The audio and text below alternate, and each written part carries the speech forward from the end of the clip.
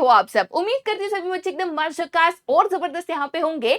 तो अगर आप सीयूईटी 2026 की एग्जाम यहाँ पे देने वाले हो और अभी तक आपने एनटीए के जो नए क्राइटेरियाज आए हैं, जो अपडेटेड क्राइटेरियाज आए हैं, इंपॉर्टेंट डेट्स आए हैं, इंपॉर्टेंट इंफॉर्मेशन आई है, वो मिस कर दी है, या अभी भी सीयूईटी 2026 अटेम्प्ट करने जा रहे हो बट उसको लेकर मन में कुछ सवाल, कंफ्यूजन्स, कुछ क्वेश्चंस है, सारी चीजें इस एक वीडियो में हम आपके लिए यहाँ पे सॉल्व कर देंगे। इंपॉर्टेंट इंफॉर्मेशन से लेके, सब्जेक्ट कॉम्बिनेशन से लेके, important dates, new eligibility criteria जिसको आपको ध्यान में रखना है वरना आप अपनी सीयूईटी के एग्जाम मिस कर सकते हो, सब कुछ इस वीडियो में हम यहाँ पे अगले 5 से 6 मिनट में कवर कर देंगे। ठीक है, तो चलिए सबसे पहले हम बात करते हैं बेसिक चीजों की कि अगर आप सीयूईटी का एग्जाम देने जा रहे हो तो क्या चीजें हैं जो सीयूईटी के बारे में आपको यहाँ पे पता होनी चाहिए। 12वीं के बच्चे सीयूईटी की एग्जाम देते हैं सो दैट वो इंडिया के टॉप मोस्ट सेंट्रल यूनिवर्सिटीज में यहाँ पे एडमिशंस ले सके।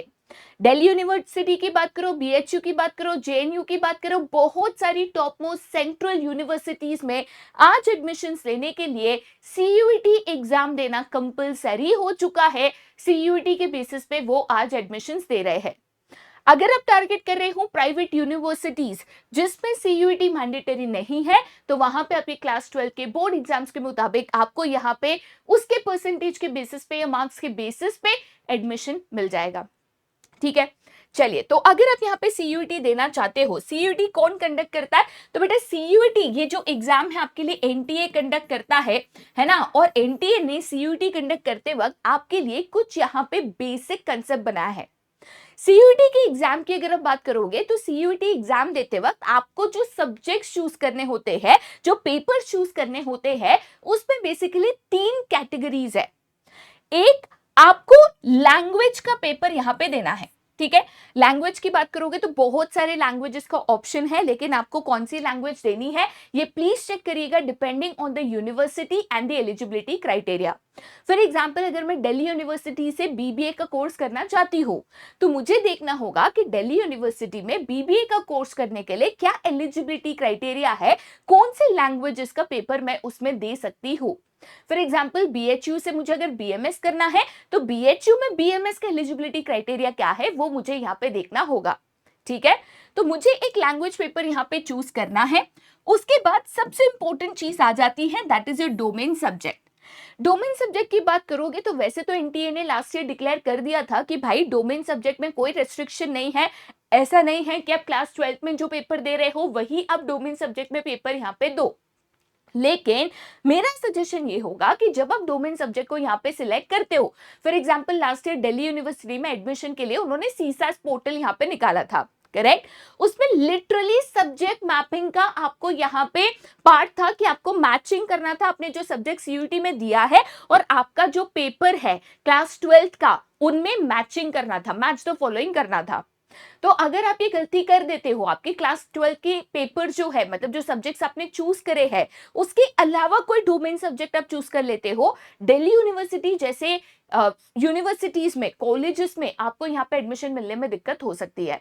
तो मेरा मानना ये है कि जो आप डोमेन सब्जेक्ट चूज करो, क्लास 12 के आपके जो मेन सब्जेक्ट्स है जैसे बिजनेस स्टडीज है, इकोनॉमिक्स, अकाउंटेंसी है, मैथमेटिक्स है, उसको आप यहाँ पे चूज करो।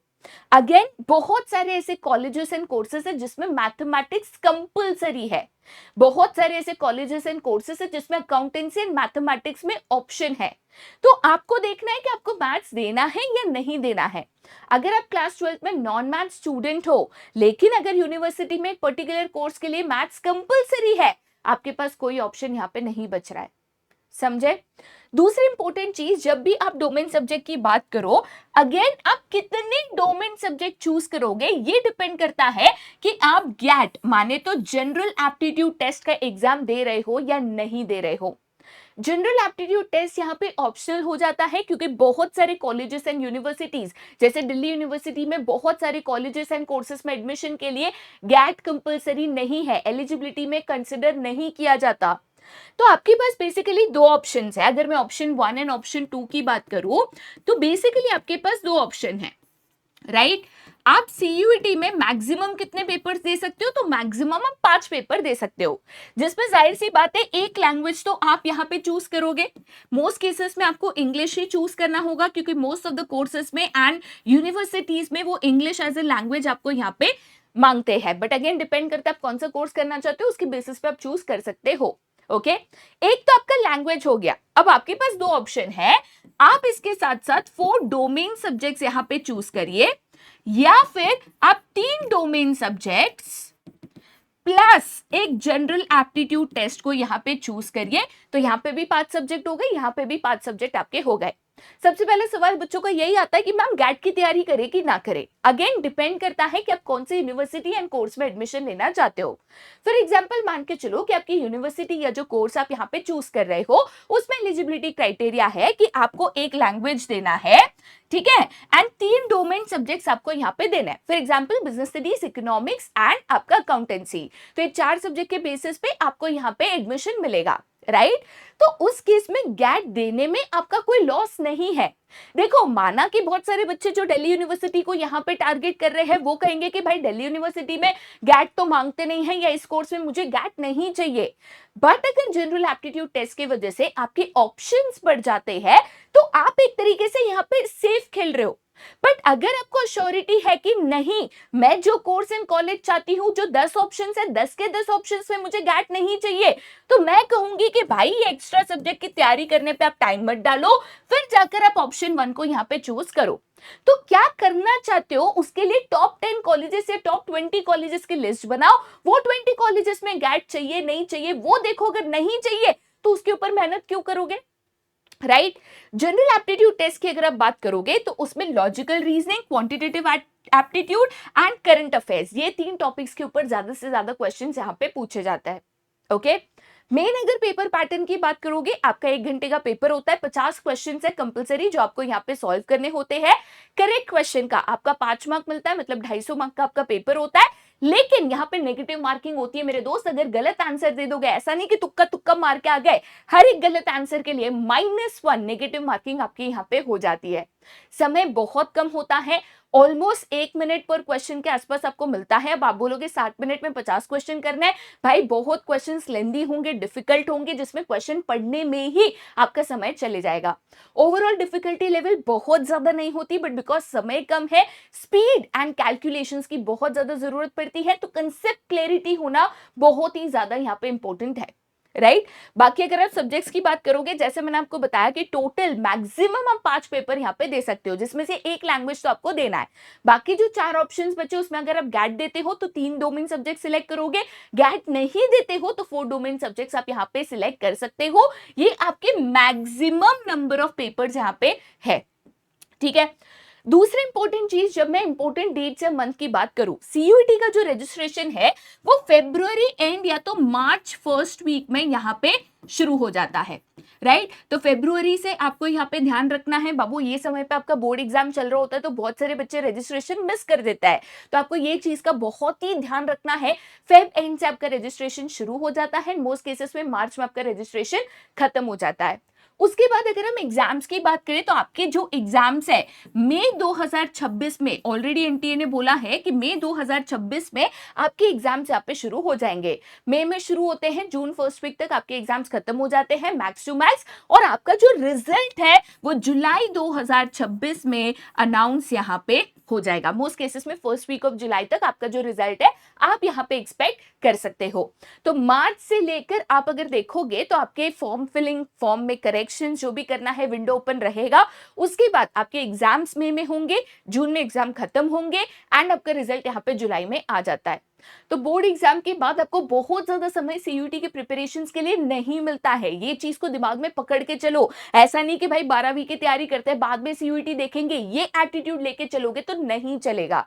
तो मोस्ट इंपॉर्टेंट चीज आपको यहाँ पे क्या याद रखना है कि देखो 12th के जो भी आपके सब्जेक्ट्स है, ठीक है, 12th के आपके जो भी सब्जेक्ट्स है, बेसिकली यहाँ पे आपके जो डोमेन सब्जेक्ट्स है इसकी तैयारी हो जानी चाहिए।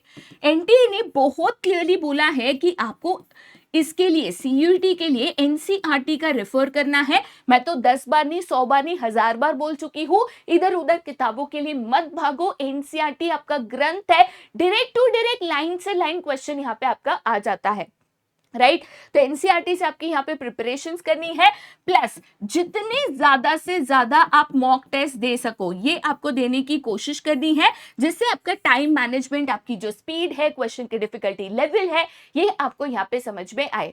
अगर आप गैट देने के ठान चुके हो, अगर आपको लगता है कि आप जो भी यहाँ पे एडमिशन लेना चाह रहे हो एक पर्टिकुलर कोर्स के लिए, उसमें GAT as an eligibility criteria है, तो आपको अभी से उसकी यहाँ पे शुरुआत करनी है। ये जो 2-3 महीने का आपके पास समय है, उसमें से आपको 1 महीना गैट की तैयारी पे डालना ही पड़ेगा, ठीक है। अब आते हैं न्यू एलिजिबिलिटी क्राइटेरियाज पे। तो अगर मैं न्यू एलिजिबिलिटी क्राइटेरियाज की बात करूं, 2 इंपॉर्टेंट चीज है जो आपको याद रखना है, वरना आपका सीयूईटी का एप्लीकेशन रिजेक्ट हो सकता है और आप इस साल सीयूईटी नहीं दे पाओगे। सबसे पहली चीज, आपका जो भी नाम है, आपका जो भी नेम ऑन आधार कार्ड है, ठीक है, ये नाम आपका एज पर 10th मार्कशीट होना चाहिए। इसको आपको ध्यान रखना है। 10th की मार्कशीट पे आपका जो भी नाम है वही नाम आपका आधार कार्ड पे होना चाहिए। बच्चे कहते हैं मैम 10th की मार्कशीट में मिस्टेक हो गई थी, भाई अभी उसको आप सेम टू सेम रखो, अगर दोनों में डिफरेंस है आपका एप्लीकेशन यहाँ पे रिजेक्ट हो सकता है, ठीक है। तो नेम करेक्शन नहीं किया है तो अभी के अभी जाकर करेक्ट करो। आपका एप्लीकेशन फॉर्म एक बार खुल गया, फिर उतना समय नहीं मिलेगा कि आप डॉक्यूमेंट्स करेक्ट करो या कलेक्ट करो और उसको फिर यहाँ पे फॉर्म भरो, आपका समय यहाँ पे निकल जाएगा। नाम आधार कार्ड और आपके 10th की मार्कशीट में एग्जैक्टली सेम होना चाहिए, आपका नाम, आपका सरनेम और आपके पापा का नाम, तीनों, ठीक है। दूसरी चीज, अगर आप यहाँ पे रिजर्वेशन कैटेगरी में आते हो, अगर आप कोई भी तरीके के रिजर्वेशन कैटेगरी में आते हो और रिजर्वेशन कैटेगरी के दौरान आप यहाँ पे सीयूईटी का फॉर्म भर रहे हो, ऐसे केस में भाई आपका जो कैटेगरी सर्टिफिकेट है ये आपके पास तैयार होना चाहिए। एंड कैटेगरी सर्टिफिकेट तैयार के साथ साथ उसकी वैलिडिटी होनी चाहिए। बहुत सारी कैटेगरी सर्टिफिकेट्स की बाबू वैलिडिटी होती है, तो वैलिडिटी ना एक्सपायर हो चुकी है और वो कैटेगरी सर्टिफिकेट लगा दोगे ना, एप्लीकेशन फॉर्म यहाँ पे रिजेक्ट होना है, तो भाई वैलिडिटी चेक करो कब तक की वैलिडिटी। अगर वैलिडिटी खत्म हो गई है तो उसको रिन्यू करो, उसको तैयार करो, ठीक है। ये 2 डॉक्यूमेंट्स आपको यहाँ पे ध्यान रखना है। और एक इंपॉर्टेंट चीज जो मैं आपको यहाँ पे बता दूं, आपका सीयूईटी का जो भी सेंटर अलॉकेट होगा आपके आधार कार्ड के एड्रेस के बेसिस पे होगा। तो गांव का एड्रेस डाला है, अभी शहर में रहते हो, कहीं और रहते हो, भाई तुमको गांव में ही सीयूईटी का सेंटर फिर आएगा। तो ये चीज को दिमाग में ना ध्यान रख के बिठाकर फिर ही अपना फॉर्म यहाँ पे भरना, क्लियर है। वरना चाहिए तो एड्रेस भी अपडेट करा लेना, जहां पे अभी रहते हो वहां का एड्रेस आप अपडेट करा लेना, उसमें कोई भी दिक्कत नहीं है, अभी भी समय है ये चीजें तैयार करने के लिए, वरना एप्लीकेशन फॉर्म रिजेक्ट हो जाएगा और सीयूईटी का पेपर आप नहीं दे पाओगे, राइट। तो ये चीजों को बेटा आपको ध्यान रखना है। और क्लास 12 में आपको पास होना है अगर आप सीयूईटी का एग्जाम देना चाहते हो। अगर आप क्लास 12 में फेल हो जाते हो, आप सीयूईटी का एग्जाम भी नहीं दे पाओगे, ये चीज को आपको ध्यान में रखना है। बहुत सारे बच्चे कहते हैं मैम 12वीं के मार्क्स मायने नहीं रखते हैं, बट आपका पासिंग परसेंटेज तो होना ही चाहिए। प्लस जब भी टाई ब्रेकर आता है ना कि भाई 2 बच्चे, दोनों का यहाँ पे सीयूईटी का स्कोर एग्जैक्टली सेम है, बट मेरे पास एक ही सीट पेंडिंग है, मैं क्या करूं, तब 12वीं के मार्क्स के बेसिस पे आपको एडमिशन मिलेगा। पिछले साल दिल्ली यूनिवर्सिटी में हुई थी बहुत बड़ी गड़बड़, बहुत सारी सीट जो है वेकेंट रह गए थे। वेकेंट सीट्स को भरने के लिए 12वीं के मार्क्स के बेसिस पे वेकेंट सीट्स को भरा है। तो ऐसे नहीं कि 12वीं को हल्के में ले लो, मत पढ़ाई करो, भाई तुम्हारे डोमेन सब्जेक्ट्स वैसे भी 12वीं के हैं, तो 12वीं की भी तैयारी एकदम सही तरीके से in depth proper concept clarity के साथ करते रहना है, ठीक है। तो उम्मीद करती हूँ कि सीयूईटी के लेकर जो इंपॉर्टेंट चीजें थी, इंफॉर्मेशन थी, वो आपके पास यहाँ पे आ चुकी होगी। फिर भी आपको लगता है कोई भी इंफॉर्मेशन मिसिंग है, कोई एक पर्टिकुलर यूनिवर्सिटी, उसके एडमिशंस, उसका एलिजिबिलिटी क्राइटेरिया, बीबीए करना है विदाउट मैथमेटिक्स करना है, तो कहां से कर सकते हो। ऐसे कोई भी आपके पास क्वेश्चंस है, नीचे कमेंट बॉक्स में डाल देना और उसके लिए मैं आपके लिए सेपरेट वीडियो बनाकर जरूर लेकर आऊंगी, ठीक है। बाकी आज के लिए यहीं पे tata bye bye, see you, take care and have a great day ahead.